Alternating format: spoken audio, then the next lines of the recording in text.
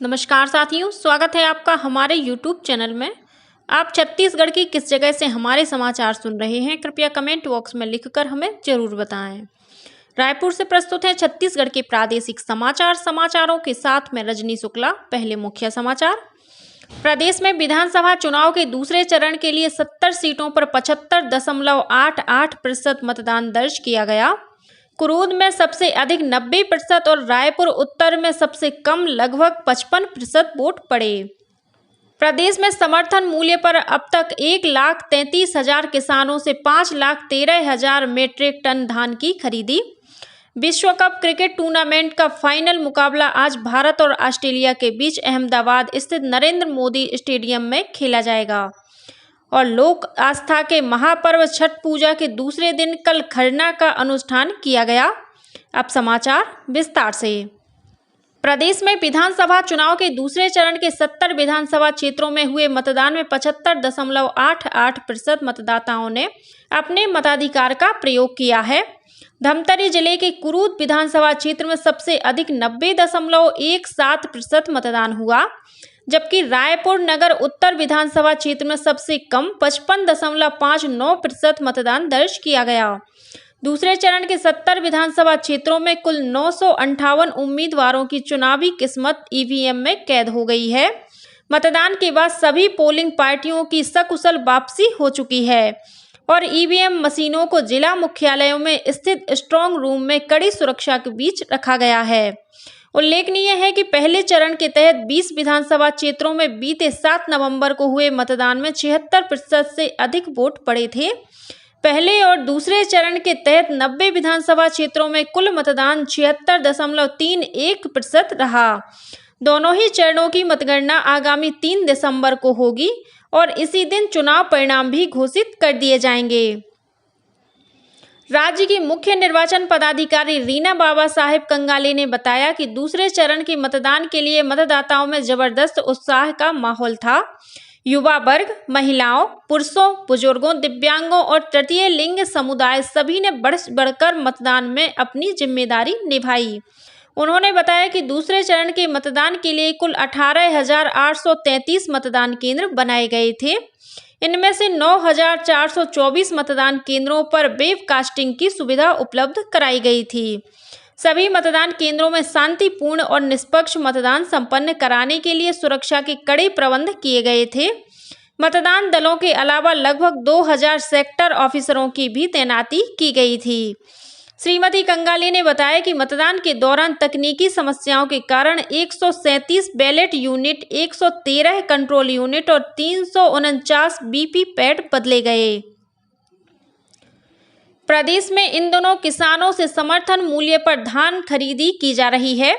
अब तक 1,33,000 किसानों से 5,13,000 मीट्रिक टन से अधिक धान की खरीदी की जा चुकी है।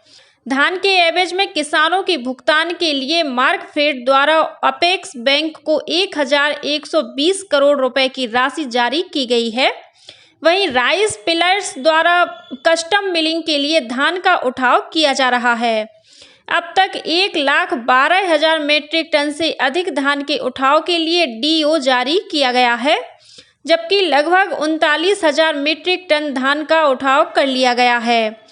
गौरतलब है कि प्रदेश में चालू खरीफ विपणन वर्ष में समर्थन मूल्य पर धान खरीदी बीते 1 नवंबर से शुरू हुई है, जो आगामी 31 जनवरी तक चलेगी। धान खरीदी के लिए 2,739 उपार्जन केंद्र बनाए गए हैं। धान बेचने के लिए 26,87,000 से अधिक किसानों ने पंजीयन कराया है। इस बार 130 लाख मीट्रिक टन धान खरीदने का लक्ष्य रखा गया है। राज्य और जिला विधिक सेवा प्राधिकरण द्वारा कवर्धा में कल विधिक साक्षरता जागरूकता शिविर का आयोजन किया गया।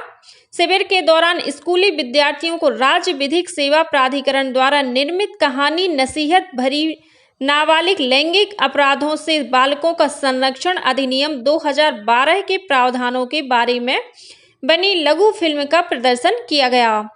लघु फिल्म के माध्यम से पोक्सो कानून की जानकारी दी गई।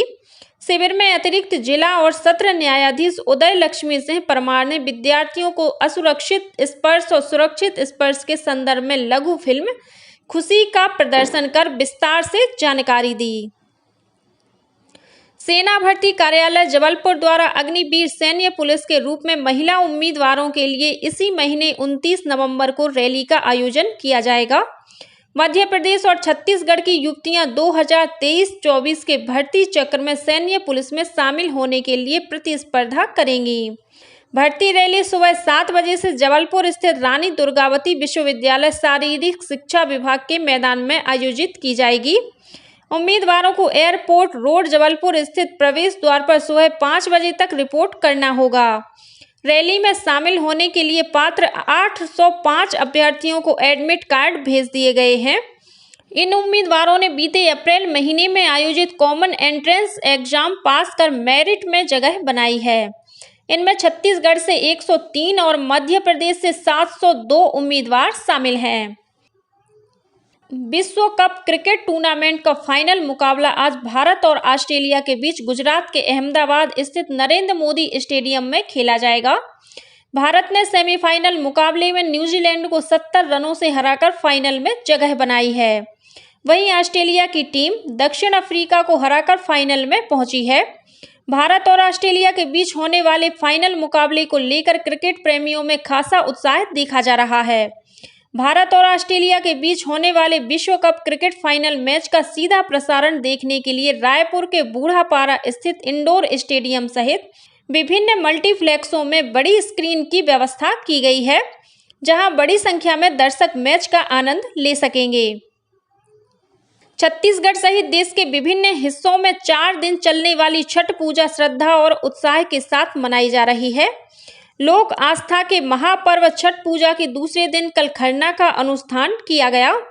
छठ पूजा के तीसरे दिन आज भक्त घुटने तक गहरे पानी में खड़े होकर डूबते सूर्य को अर्घ्य देंगे। वहीं कल सोमवार को उगते सूर्य को अर्घ्य देने के साथ छठ पूजा अनुष्ठान संपन्न हो जाएगा। प्रदेश में भी छठ पर्व को लेकर लोगों में उत्साह का माहौल है। इसे देखते हुए तालाबों और नदियों के घाटों की सफाई की गई है। राज्यपाल विश्वभूषण हरिचंदन और विधानसभा अध्यक्ष डॉक्टर चरणदास महंत ने छठ पर्व के अवसर पर प्रदेशवासियों को बधाई और शुभकामनाएं दी हैं। राज्यपाल ने कहा है कि सूर्य उपासना का यह पर्व हमें प्रकृति के प्रति प्रेम का संदेश देता है। उन्होंने कामना की है कि छठ महापर्व प्रदेशवासियों के जीवन में सुख, समृद्धि और खुशहाली लाए। कोंडागांव जिले के राष्ट्रीय राजमार्ग क्रमांक 30 पर स्थित केशकाल घाट पर कल से सड़कों की मरम्मत का कार्य शुरू हो गया है। इस दौरान केशकाल घाटी मार्ग पर आगामी 30 नवंबर तक यात्री बसों और छोटे 4 पहिया वाहनों को छोड़कर मालवाहकों की आवाजाही प्रतिबंधित रहेगी।